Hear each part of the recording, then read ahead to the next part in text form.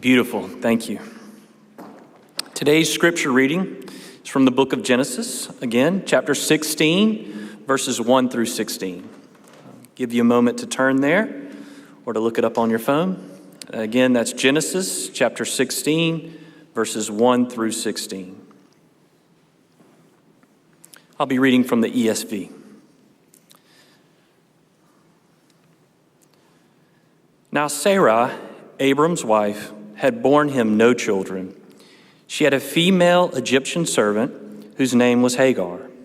And Sarah said to Abram, "Behold now, the Lord has prevented me from bearing children. Go in to my servant. It may be that I shall obtain children by her." And Abram listened to the voice of Sarai. So after Abram had lived 10 years in the land of Canaan, Sarai, Abram's wife, took Hagar the Egyptian, her servant, and gave her to Abram, her husband, as a wife. He went into Hagar, and she conceived.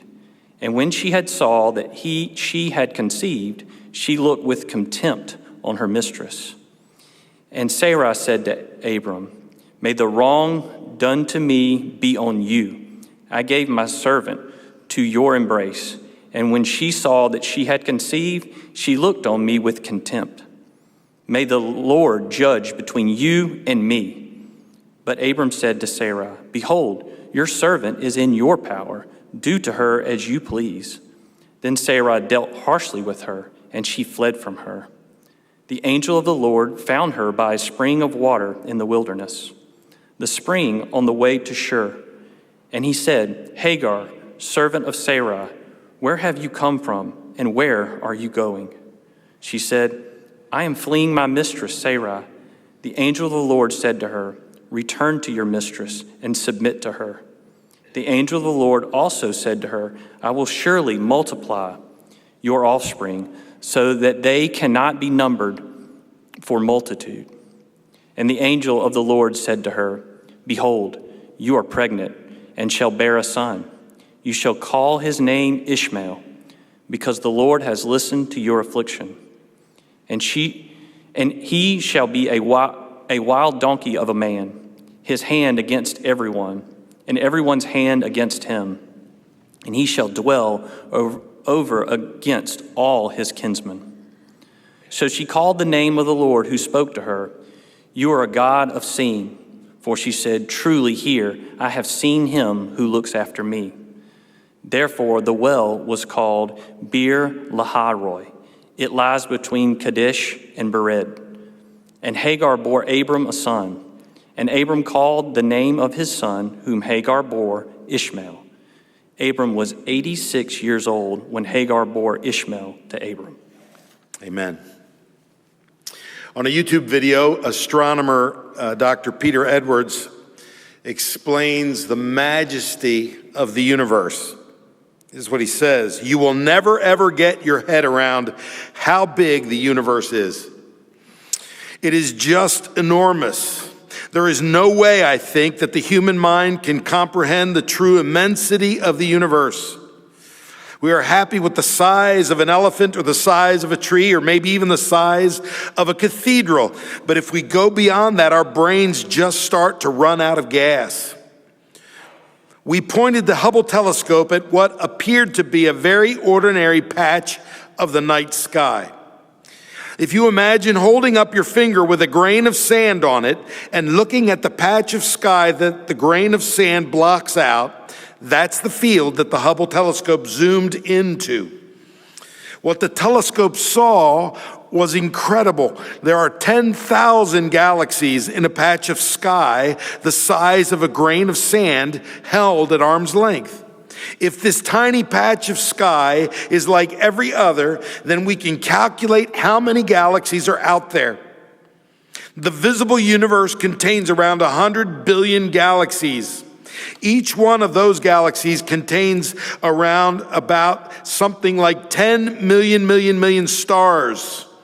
That means there are more stars in the visible universe than there are grains, that's visible stars in the universe, than there are grains of sand on the earth. Now that's big. That's big. Why would a God like that care about a tiny speck like Hagar? And why would a God like that care about a tiny speck like you and me, who are nothing in the scope of the universe? And yet our passage this morning is full of hope because he actually does care for Hagar, which means that he does actually care for you and for me. So I want us to see three ways that this is true from our passage. Here's the three. He's the God who seeks. And they're all S's, by the way. This is very Presbyterian. He's the God who seeks, he's the God who speaks, and he's the God who sees. Okay, he's the God who speaks, speaks, and sees. So let's look at the God who seeks. Who is Hagar? Well, she's a nobody. She's Sarah's servant. She was an Egyptian that they probably acquired when they went down to Egypt. You remember there was a famine in the land. Abram got scared. He went down to Egypt, did all kinds of bad stuff down there, lying and things like that. But they probably acquired her when they were down there, because when they came back, Pharaoh blessed them with servants and all kinds of things. So she was probably one of those. And she was Sarah's servant. Her life was bound up in serving her mistress. So my guess is that it was no life at all. She didn't have her own life, really. But it gets worse, of course. Now Sarah has come up with a plan to have a baby through her. Because Sarah can't have a baby. I think it probably should be Sarai, because later it changes to Sarah. But here we get the Abraham thing. I can't remember which. So we're just doing Sarah and Abraham. And I did that once before. That was dumb. Anyway, so Sarah comes up with this plan. So as if her life isn't bad enough, now she has to submit to having a baby with Abraham so that Sarah can take the baby and call it hers. So this is what happens. Hagar gets no choice in this. She doesn't get a decision. She doesn't get to say, what do you think of this idea? It just happens. This is what she's going to do. And she is obviously very angry with the way she's being treated by Sarah, because after she conceives and becomes pregnant, it tells us in verse 5, she looks on Sarah with contempt. Basically, she's saying, you may be able to lord it over me, but you can't conceive a baby like I can. It's kind of like that. And so Sarah is furious. And after a knockdown drag out with her husband, Abram, she treats Hagar harshly. How would you feel? Would you be looking for a way out of that situation? Probably. Well, the first chance she got, in verse 6, it says she fled and she ran into the wilderness. She is getting away from this horrible situation. What do you do when things get out of hand for you? Maybe you're like Sarah and you blame other people around you, or you blame God for your difficulties. Or maybe you're like Hagar and you run. You run away, you run or avoid dealing with hard realities. None of us likes hard situations, but this is the beauty of the story of Hagar. God seeks her, and he finds her. It's what it tells us in verse 7. The angel of the Lord found her by a spring of water in the wilderness, the spring on the way to shore. So first of all, who's the angel of the Lord? Well, there is difference of opinion on it, but it can't just be a regular angel like the archangel Michael that came to announce to Mary about the birth of Jesus. This is not your typical angel, because we find out a little further down in this passage that Hagar says that this is the God who sees her. So clearly this is God himself. It's probably Jesus in his pre-incarnate state. But we don't know that for a fact, but it definitely is a spokesperson directly for God. I think it's God himself. He seeks Hagar, the nobody, the servant girl. So this is God's way, right? The God who is the creator of an incomprehensible, massive universe is very concerned for the brokenhearted, the downtrodden, and the strugglers of this world. This is the message we get over and over and over and over again in the Bible. Hagar wasn't anybody. She wasn't part of the story of redemption that we have in the scriptures. She's a nobody that God himself seeks out. And brothers and sisters, whether we care to admit it or not, this is who we are. We are, like Hagar, those that have sinned against other people. Okay, it might have been understandable why she looked on her mistress with contempt, but it wasn't right. We have been ones who have sinned against others. And at the same time, we have been sinned against by many. Of the three sources of evil in the world, the enemy, the devil, is one. He prompts us. But the other two are ourselves and the world, those people around there. And we're all rubbing elbows with each other. And we all are broken people. And we all hurt each other. And this is what we do. I'm sure you're like me, that you have a trail of broken relationships in your past. This is what we do. And this is who God comes to seek out. The Jesus that appeared to Hagar is the one that comes seeking for us. This is what Jesus says in Luke 19. For the Son of Man came to seek and to save the lost. The God who sought out Hagar in the wilderness is the God that also seeks us out. In his book, Basic Christian, the inside story of John Stott, Roger Steer says this: in his love for us, Jesus acts like a hound dog, intense and focused as he pursues the hunt. That image comes from Francis Thompson, a 19th century British poet who wrote The Hound of Heaven. Although Thompson was a follower of Christ, he struggled with poverty, poor health, and an addiction to opium, which in those days was sold as an over-the-counter medication. In the depths of his despair, Thompson described his flight from God. I fled him down the nights and down the days. I hid from him, and under running laughter, I sped from those strong feet that followed after me. But Thompson also knew the unrelenting love of Jesus, the Hound of Heaven. In the poem, Jesus pursues Thompson with, and this is what, quote, unhurrying chase, an unperturbed pace, deliberate speed, and majestic instancy or urgency. He hears the feet of Jesus beating after him as Jesus calls, all things betray those who betray me. In this biography of John Stott, Stott refers to Thompson's poem.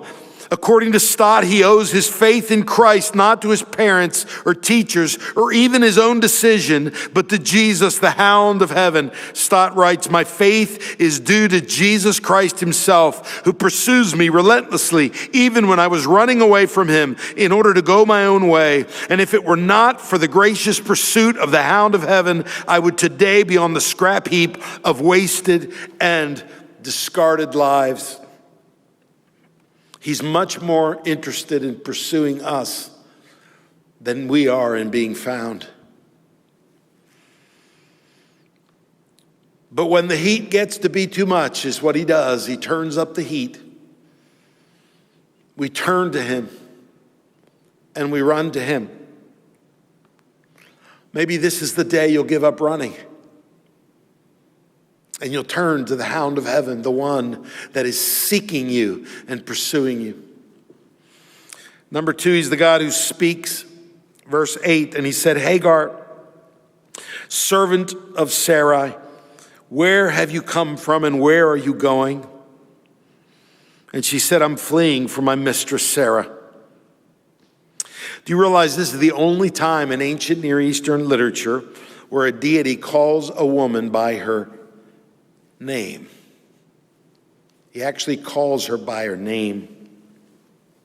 She isn't a queen. She isn't wealthy. She isn't important. She's a servant girl who's on the run. Think of the value of it. God appears to her and calls her by her name. The dignity of it. This is God's way. To lift up the humble, to mend the brokenhearted, to pursue the downtrodden. So God speaks her name to her, tender. And she's drawn in. And we might expect God then to vindicate her and to tell her that he's going to destroy her enemies, to tell her that he's got her back, to tell her that he will do what has to be done to lift her up. But God doesn't do that at all.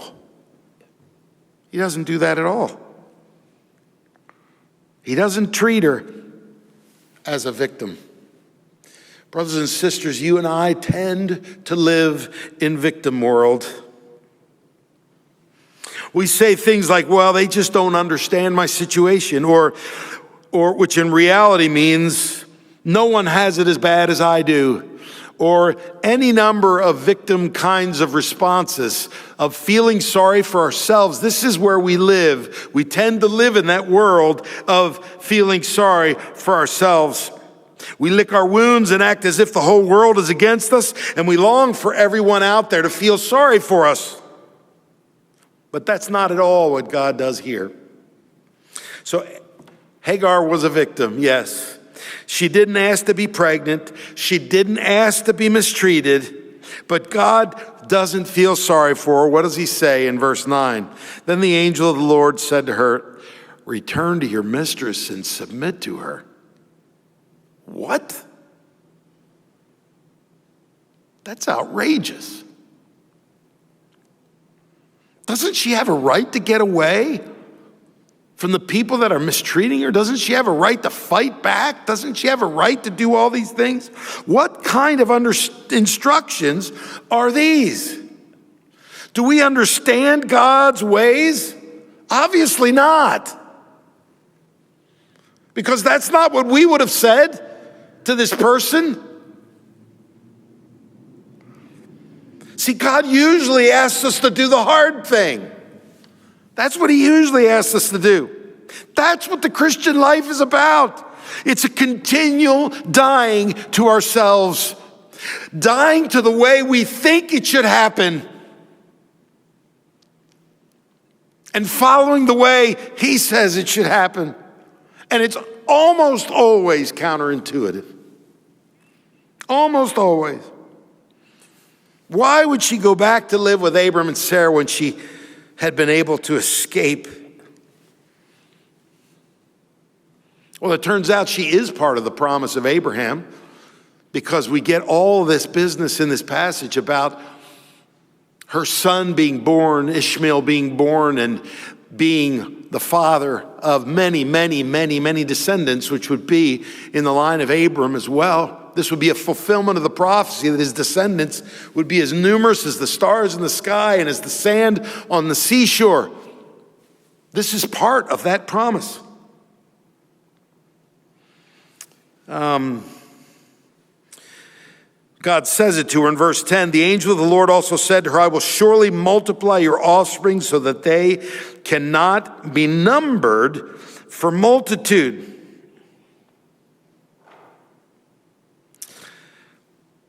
Do you think Hagar understands why she has to go back and submit to Abram and Sarah?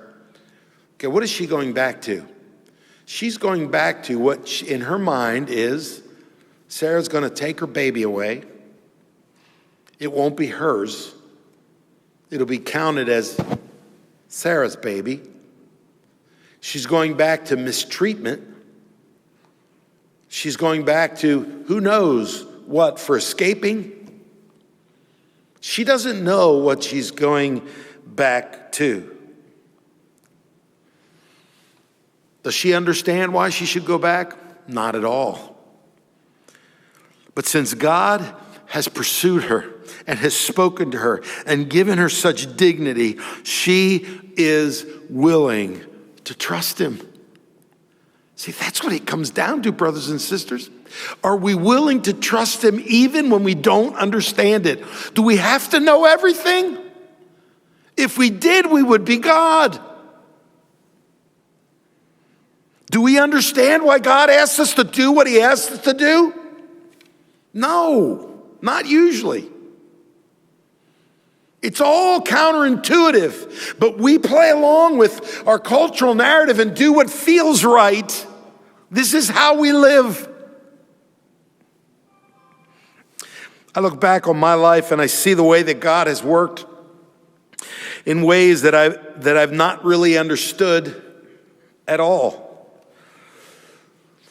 I may have told you about some of these, but they're relevant. And I've had plenty of moments when I didn't follow what God wanted. When we went to seminary, we took a almost 50% pay cut. So our money was tight. And someone had given me a car, and so the car I had, I was trying to sell for a little bit to get a little bit of money. And it was a Plymouth Voyager, and I was selling it for about $1,400. And a guy came to see me, and he was interested in the car, and I told him I would hold it for him. He said he just needed a few days to get the money together. And 4 days later, he came back and wanted to see the car again. And there we were talking about the car, and he confessed that he didn't have any money. He didn't have any money. But I saw some kind of desperation in his eyes. He needed a car. And I felt like God was saying to me, just give it to him. Just give it to him. And so I said to him, if you come into money sometime and you want to pay for it, that's fine, but just take it. Take the car. I gave him the title, I gave him the car, I gave him the keys, and I never saw him again. Why would God ask me to do that? I don't know. Except that in the next week or the next month, we received like 3 different checks from people giving us money in a total of like $3,000, double what I was asking for the car. So God, over an abundantly blessed, poured out blessing. The car didn't matter. I think about that all the time. I probably would have missed out on a blessing if I hadn't done that. I'm no example of anything, but in that occasion, I did that. I think about going to Chile. I shared this not too long ago. I didn't want to go, and I really was running away from God. I was thinking of every reason for about 4 months. The church had called me as their pastor, and I said, well, we got to take a look at it, we got to do some stuff. And I was running. And I think I told you the biggest reason in my mind was because I didn't want to have kids on 2 continents, and I knew that was going to happen. Some would end up in the States, some would end up in Chile. And I wasn't willing for that. And that's exactly what happened. So we went, and God did that. And do I understand that? I don't. Do I understand why God is doing whatever he's doing? No, I really don't. But see, what it comes down to is he trustworthy or not? That's the issue. If he is trustworthy, then you will go against all convention. You will go against everything you think you know to be true, that if he's calling you to something, you follow that. And if he's not trustworthy, you don't. You scrap, you struggle, you run, you do what you're going to do, you follow your own way. These are the two ways. See, he's the God who speaks your name, who says, I know you, and I've given my son for you. But then he's the God who sees, number 3. Why would Hagar go back? I think the answer is in 13. So she called the name of the Lord who spoke to her. You are a God of seeing. For she said, truly here I have seen him who looks after me. This is the only instance in the Bible where a human being gives a name to God. So not only does he say her name, but she gives him a name. You want to talk about intimacy there? You want to talk about relationship there? For this nobody servant girl, not part of the big messianic promise, she is nobody. And she gives God a name, and it's recorded here for us to read about. Do you realize no longer is she worried about her pregnancy? We don't hear about that. We don't hear about her being worried or complaining to God that she has to go back to the house of her master. She is enthralled because he has seen her. Have you seen God? He's seeking for you. I believe he is.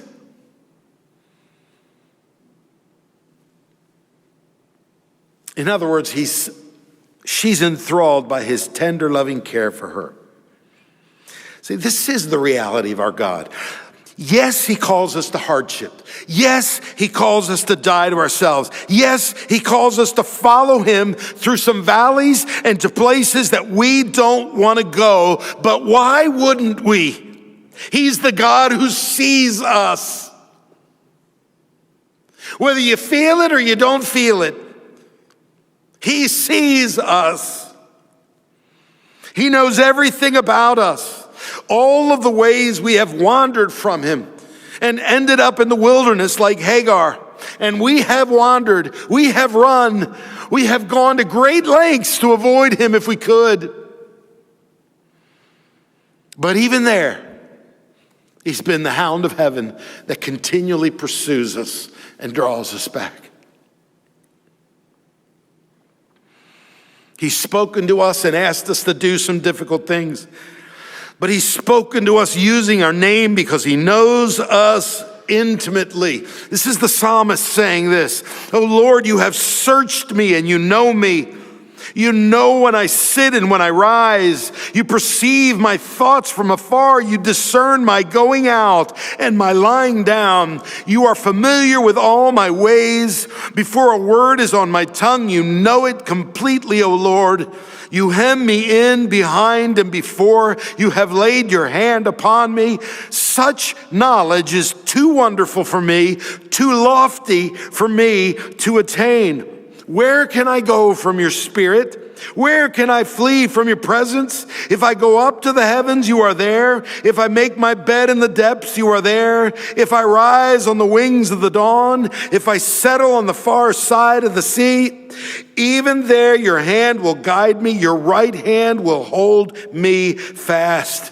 If I say, surely the darkness will hide me and the light become night around me, even the darkness will not be dark to you. The night will shine like the day, for darkness is as light to you. Brothers and sisters, maybe we don't see that. Maybe we don't think that's written for us. Maybe our attitude should be like the great revival preacher George Whitefield, who prayed this: oh, may God put me into one furnace after another, that my soul may be transparent, that I may see God as he is. Are you willing to go through the furnace so that you may see God as he is? Not the monster who destroys, but the God of love who sent his son. What else do we need? But to know that his only son suffered the furnace, came and suffered indignities of this life. He lived in humble circumstances, and he gave up his life on a cross because he came to seek and to save that which was lost. And those who receive that are the ones that he sees. The God of seeing, the God of love. Don't think for a minute that those who run to Christ and say, yes, I'm a sinner, I need your forgiveness. Don't think for 1 minute that your life suddenly gets better. In fact, it gets worse because you have to die to yourself and your own knowledge and your own wisdom. You have none, I have none, we have none. He has all the wisdom. This is the God who sees us.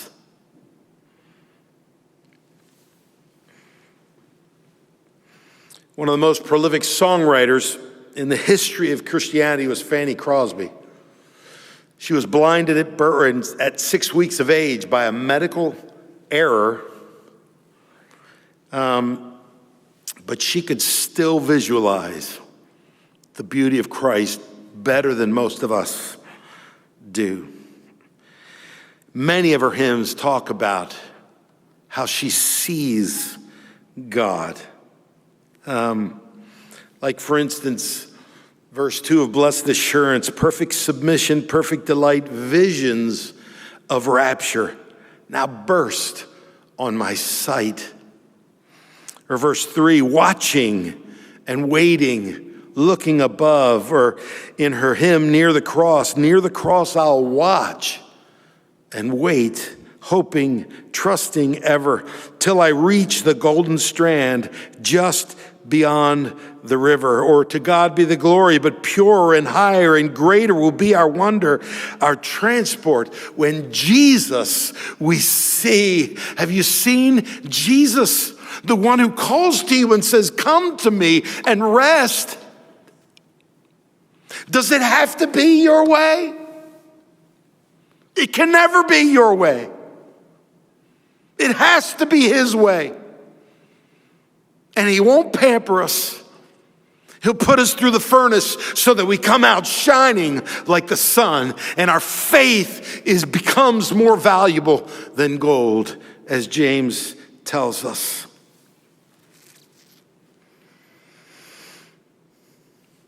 Are you willing to follow him no matter what? What if he called you to the mission field? What if he called you to give sacrificially of your time and your money? What if he called you to build a relationship with that person that just rubs you the wrong way? What if he called you to show acts of kindness and love to the one who's your enemy? What if he just calls you to wait? Like we talked about last week, just wait. Would you be willing to follow him and trust him no matter what? See, he's the God who sees and loves. That's the gospel, and it changes everything. Let's pray. Father,